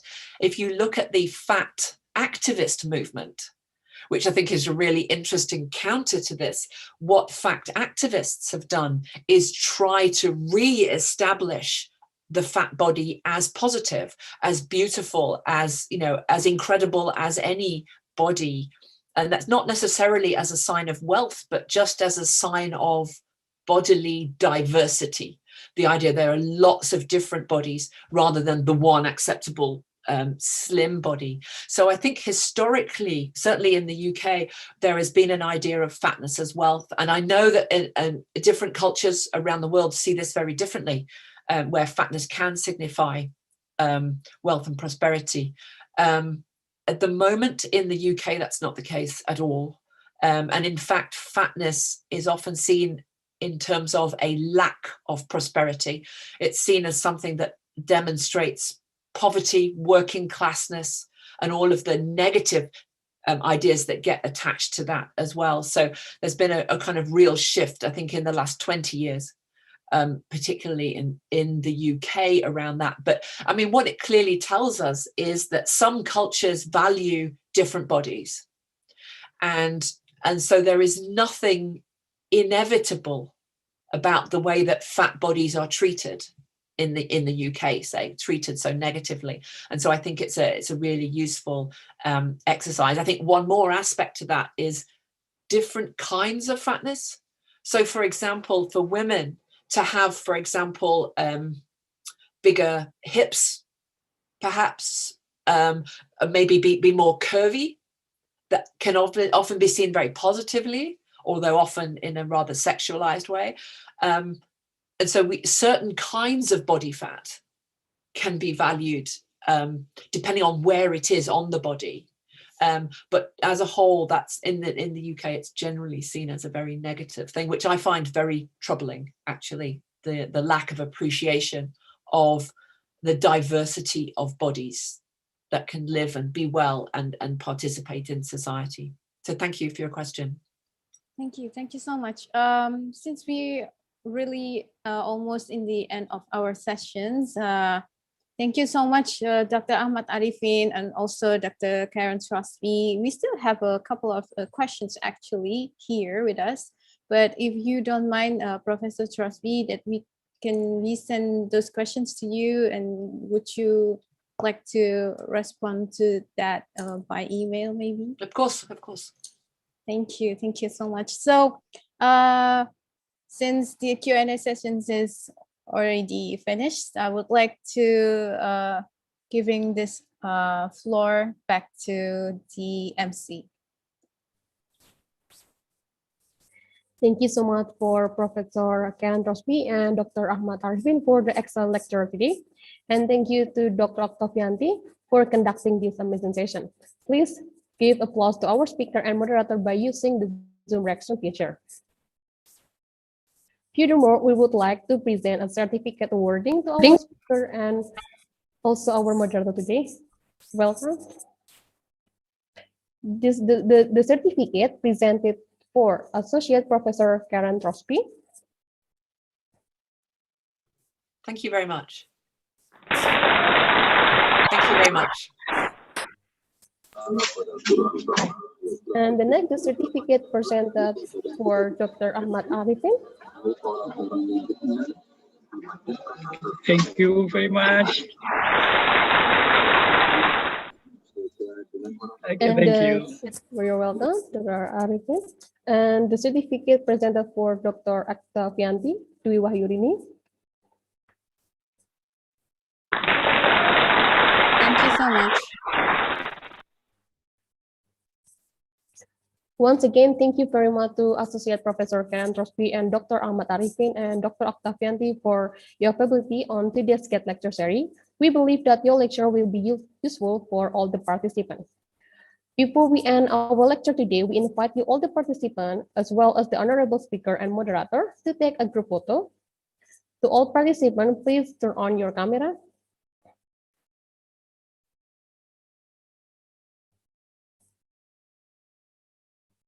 As we have some slides here, please keep your smile until we finish the photo session. For the first slide, 1, 2, 3, and smile. Once again, 1, 2, 3, and smile. The next slide, 1, 2, 3, and smile.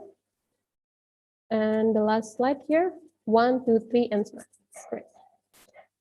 Now we have finished the group photo. Then the participants, please fill the feedback form through the link bit.ly/feedback-GLS. Then that you can also see on the chat in the chat box. The deadline for filling the feedback form 1 hour after we finish the session.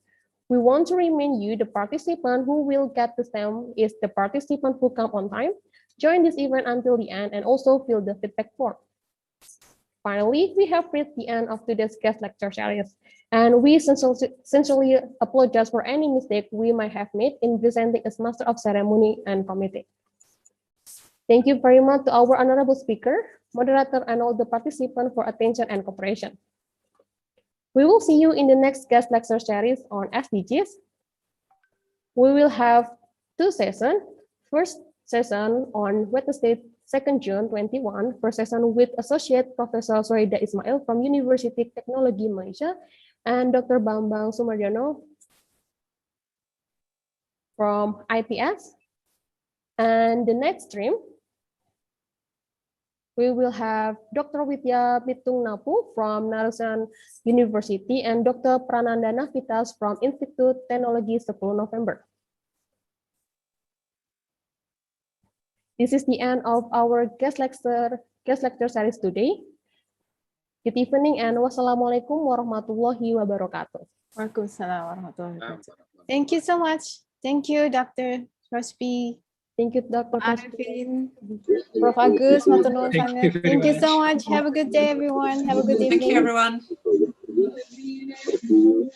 Thank you, everyone, and thank you so much for Professor Karen and Prof. Agus, and also Moin for the session, and also Arifin and the participant. Allow me to end this session in 3, 2, 1, and have a great day.